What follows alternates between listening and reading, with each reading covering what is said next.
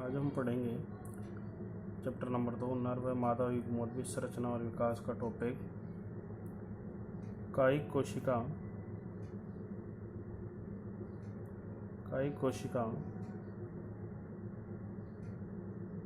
व जनन कोशिका में अंतर। कायिक कोशिका व जनन कोशिका में अंतर। कायिक कोशिका और जनन कोशिका का निर्माण कहाँ से होता है? जो परागकण होता है, परागकण का केंद्रक समसूत्री विभाजन करता है और समसूत्री विभाजन के द्वारा दो कोशिकाएं बनाता है। एक कायिक कोशिका ये आकार में बड़ी होती है और दूसरी बनाता है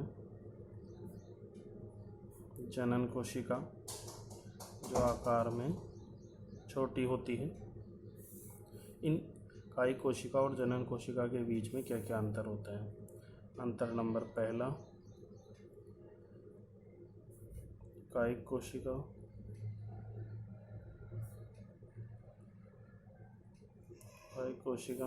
और जनन कोशिका।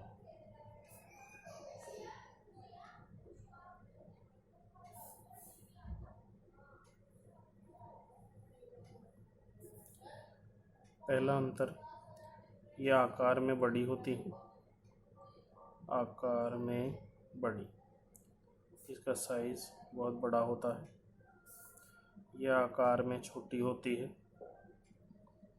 आकार में छोटी, आकार में कैसी होती है? बिल्कुल छोटी। इसका केंद्रक गोलाकार। दूसरा अंतर, केंद्रक जो होता है वो गोलाकार होता है तथा बाद में अनियमित आकार का हो जाता है। अनियमित आकार का हो जाता है बाद में। इसका जो केंद्रक होता है वो मसूराकार होता है। मसूराकार होता है। अलग अलग अवस्थाओं में इस केंद्रक की आकृति जो होती है वो बदलती रहती है। तीसरा अंतर, ये कोशिका परागनली का निर्माण करती है। परागनली का निर्माण करती है। ये नर युग्मक का निर्माण करती है ये कोशिका, और नर युग्मक जो होते हैं वो परागनली में ही बनते हैं और नर युग्मकों की संख्या होती है 2। ये विभाजन करके 2 नर युग्मकों का निर्माण करती है। इसमें आरएनए की मात्रा, आरएनए व प्रोटीन की मात्रा ज़्यादा पाई जाती है।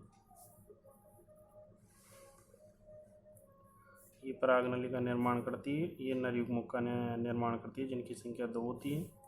ये आरएनए और प्रोटीन की मात्रा इसमें ज़्यादा होती है। इसमें आरएनए व प्रोटीन की मात्रा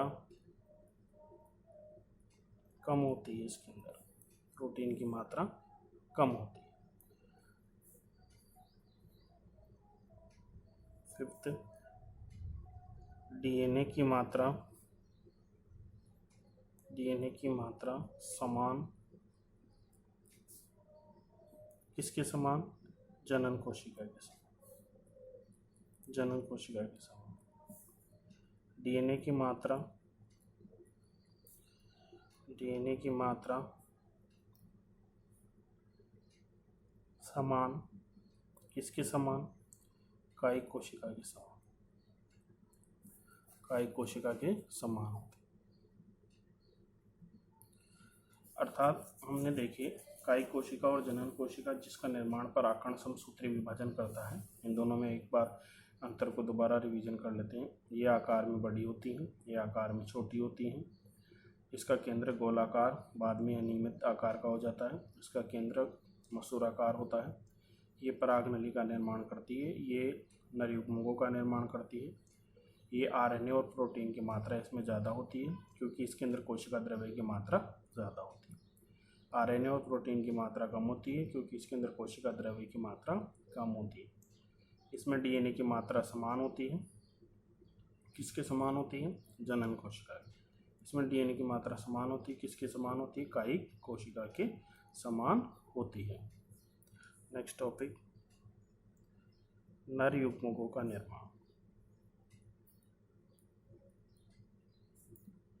नर युग्मकों का निर्माण सामान्यतः नर युग्मकों का जो निर्माण होता है वो जनन कोशिका करती है। सामान्यतः नर युग्मकों का जो निर्माण होता है वो जनन कोशिका के द्वारा किया जाता है। जनन कोशिका ऐसी कोशिका होती है जो कि नर युग्मकों को बनाने का कार्य करती है। ये विभाजन करके दो नर युग्मकों का निर्माण करती है। लेकिन कुछ पादपों के अंदर कुछ पादप ऐसे होते हैं जिनके अंदर जो नर युग्मकों का निर्माण होता है वह परागण के तुरंत पश्चात, परागण क्या होता है? परागणों का वर्तिकाग्र पर पहुंचना परागण होता है। तो परागण के तुरंत पश्चात और अंकुरण से परागण वर्तिकाग्र पर जाता है। वर्तिकाग्र पर जाने के बाद अंकुरण करता है। तो अंकुरण से पूर्वी नर युग्मकों का निर्माण हो जाता है। कुछ पौधे हैं जिनमें परागण के तुरंत पश्चात और अंकुरण से पहले नर युग्मकों का निर्माण हो जाता है। ऐसे बहुत सारे पादप हैं जैसे कुल्फा। परागण जो नर युग्मकों का निर्माण सामान्यतः जनन कोशिका के द्वारा होता है। परागण ये नर युग्मकों का निर्माण कुछ पादपों के अंदर परागण के पश्चात और वर्तिकाग्र पर अंकुरण करने से पहले ही हो जाता है। ये पादप जो होते हैं वो कौन कौन से होते हैं? जैसे कुल्फा, बंदर, बाटी, ये सभी प्लांट ऐसे प्लांट होते हैं जिनके अंदर ये प्रक्रिया संपन्न होती है। सामान्यतः बात करें तो नर युग्मकों का निर्माण सामान्यतः परागनली में होता है। और परागनली का निर्माण कब होता है? परागण के पश्चात और परागण के वर्तिकाग्र के अंकुरण के पश्चात, यानी परागण व अंकुरण के पश्चात परागण की क्रिया होगी और परागण की क्रिया के बाद परागण का अंकुरण होगा। उसके पश्चात नर युग्मकों का निर्माण परागनली के अंदर होता है सामान्यतः। ये परागनली जैसे ये वर्तिकाग्र, इस वर्तिकाग्र पर यहाँ पर परागण चलेगा। परागण यहाँ से परागनली का निर्माण करता है और परागनली का निर्माण करके यहाँ पर अंडाशय होता है जिसमें बीजाणु लगे होते हैं। यहाँ से ये परागनली का निर्माण और इस परागनली के अंदर फिर जो जनन कोशिका होती है वो दो नर युग्मकों का निर्माण करती है, जिसमें कायिक कोशिका का केंद्रक आगे आगे चलता है जो परागनली बनाता है। ये कायिक कोशिका का केंद्रक और ये दो नर युग्मक। तो सामान्यतः जो नर युग्मक होते हैं वो परागनली के अंदर ही इनका निर्माण होता है। अतः जो प्रत्येक नर युग्मक होता है वो नर युग्मक कैसा होता है? एक कोशिकीय, मतलब एक कोशिकीय, इसके अंदर एक ही कोशिका होती है। गुणसूत्रों की संख्या आधी होती है। इस अवस्था को अपन कहते हैं अगुणित। अचल होता है, चल नहीं पाता।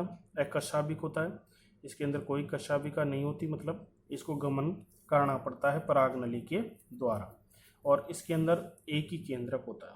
एक नर युग्मक के अंदर एक ही केंद्रक पाया जाता है।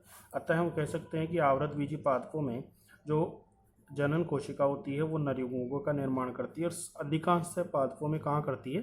परागनली में। लेकिन अपवाद स्वरूप कुछ पादप ऐसे हैं जिनके अंदर नर युग्मकों का निर्माण परागनली के अंदर नहीं होता। इनके अंदर परागण के पश्चात और अंकुरण के पहले ही नर युग्मकों का निर्माण हो जाता है। और वो किसके अंदर होता है? परागकण के अंदर ही, परागकण के अंदर ही हो जाएगा। परागनली के अंदर नर युग्मकों का निर्माण नहीं होगा। उदाहरणों की बात करें तो उदाहरण इसके हैं लीलियम पादप के अंदर इस प्रकार की प्रक्रिया होती है। और निम्फिला हीमोफिला। इन पादपों के अंदर जो होता है वो नरीमुखों के जो निर्माण होता है वो परागनली के अंदर भीतर होता है, लेकिन कुछ पादप ऐसे भी है जिनके अंदर जो है वो नरीमुखों का निर्माण परागकण के अंदर ही हो जाता है।